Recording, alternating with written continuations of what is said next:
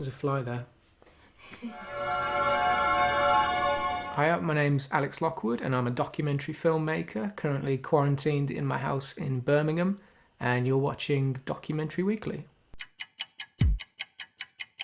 Tell Me Who I Am on Netflix. I remember opening my eyes and looking around the room. I instantly recognised my twin brother and I just said, "Hello, Marcus." I, from day one, painted a picture of a normal family, but none of that was true. It was a fantasy that I was creating for him. How could we have secrets? We don't have secrets.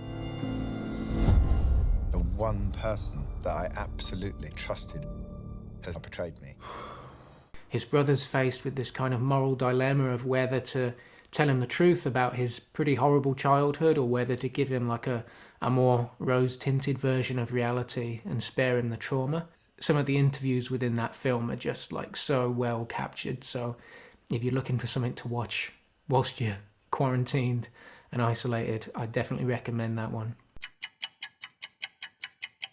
I remember watching Hoop Dreams as a kid, probably one of the first documentaries I saw. In everybody's neighborhood, there's a guy who can really play. I can't promise you where you're gonna go and if you're gonna be a star. You're gonna get hit, you're gonna get knocked down, you're gonna get banged around. You can make something of your life.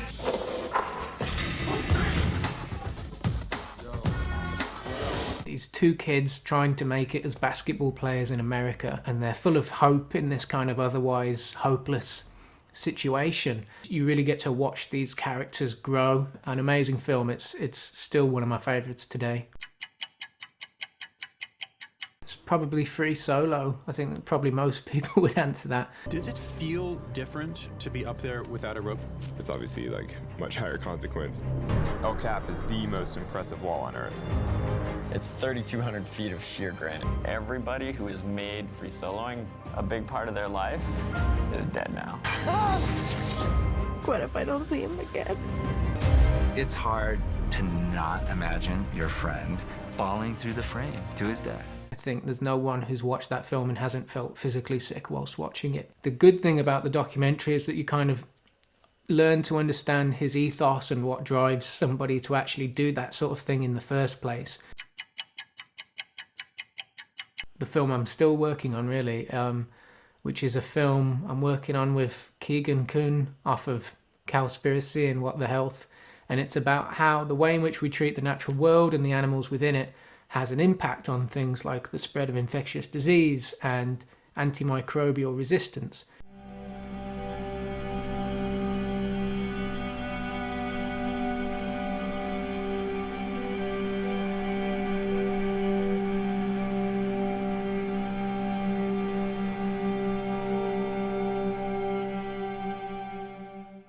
The coronavirus has come along and kind of like hindered our progress to an extent, and it's weird that the thing we're making the film about is the thing that is getting in the way of us making the film.